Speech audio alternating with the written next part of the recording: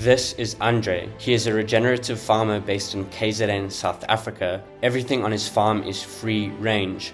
No feedlots, no factories, no antibiotics, no BS. There are no days off on a farm like this, or animals die. Andre's time is valuable, and it does not make sense to trade it for paper money that someone else can print from nothing. Andre accepts Bitcoin, a new peer-to-peer digital cash that has a capped supply. No bankers or governments can issue new units from thin air at everyone else's expense. Bitcoin is peer-to-peer, meaning you pay your farmer directly with no third-party intermediaries. In the States, the Beef Initiative has sprung to life. The goal is to directly link producers and consumers who have the same values, those who prioritize food integrity and those who value sound money. Andre intends on starting something similar in South Africa, where Bitcoin is orange pill farmers who already value food integrity. The goal is to put them all on a map, and the Bitcoiners of South Africa can now source grass-fed, grass-finished beef from a local supplier. With the Beef Initiative, there is a huge emphasis on shaking your farmer's hand and seeing where your food comes from. I've gone ahead and done that for you, so let's take a tour of Bramleigh Farm. Our farm is 200 hectares, which is a relatively small farm.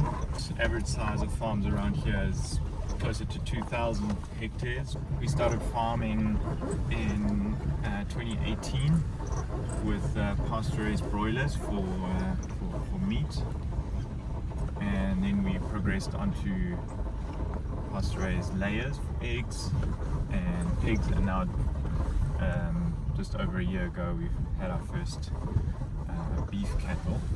With regenerative agriculture, the whole principle is working with nature, or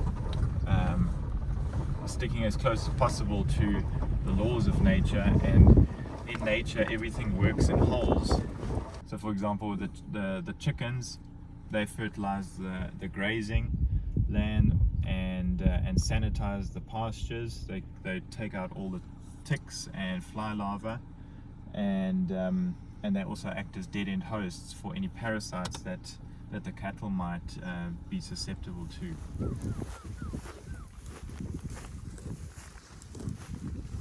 Where's everybody?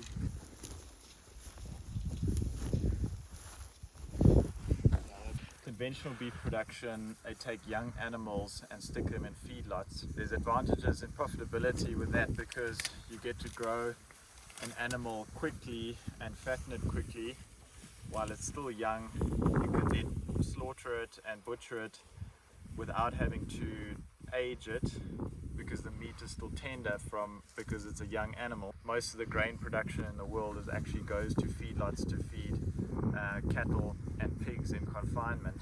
The rumen of a cow is not designed to digest a lot of grain or be on a purely grain diet. So in the feedlots, they gain a lot of weight in a short period of time, but their health dramatically decreases. Because they're in such close confinement with each other, they're standing on their manure for a few months at a time, and you can't confine animals in their own manure without having diseases and pathogens thriving.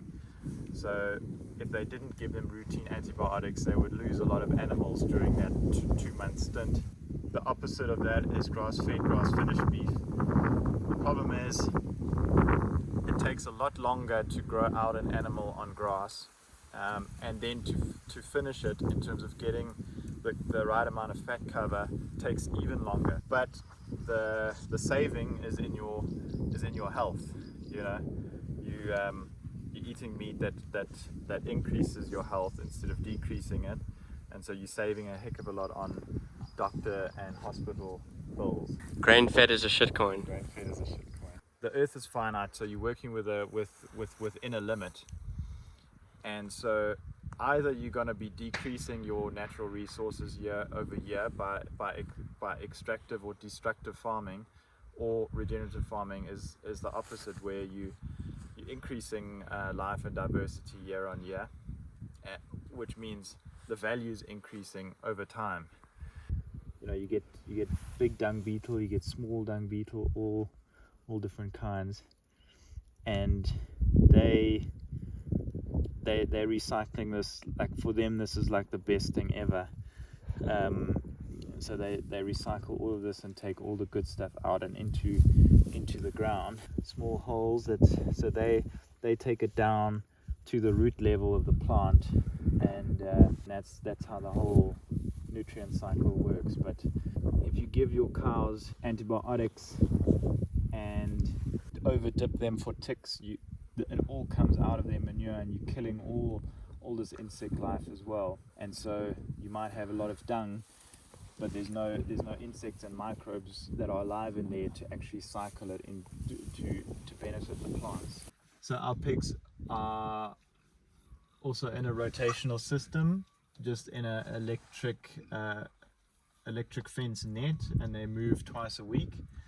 And before they move, we put cover crop seed in behind them, which they basically plant for us, and then that provides more grazing for the cattle.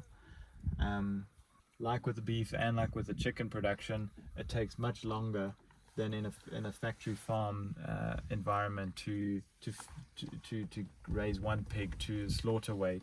They get zero grain, they eat milk and all of our kitchen scraps. The electronet around it moves every 5 days, so the structure moves every day for 4 days, and then on day 5 the structure and the net moves, and that way we get an even cover of fertility from the chicken manure, and the chickens are always moving away from their manure, so we're turning their manure into an asset rather than a liability. They lay in these roll-away nest boxes, so chickens in here, lays there, and the egg rolls away where it's nice and clean, and then you get clean, fresh eggs, which we collect twice a day. So they just naturally go in here and... They lay in like a dark spot where they feel safe and comfortable. The only reason we collect twice a day is because these boxes would fill up if we didn't collect twice a day. It would just back up with eggs, and then they would get broken and dirty. And so they normally finish by about 11. And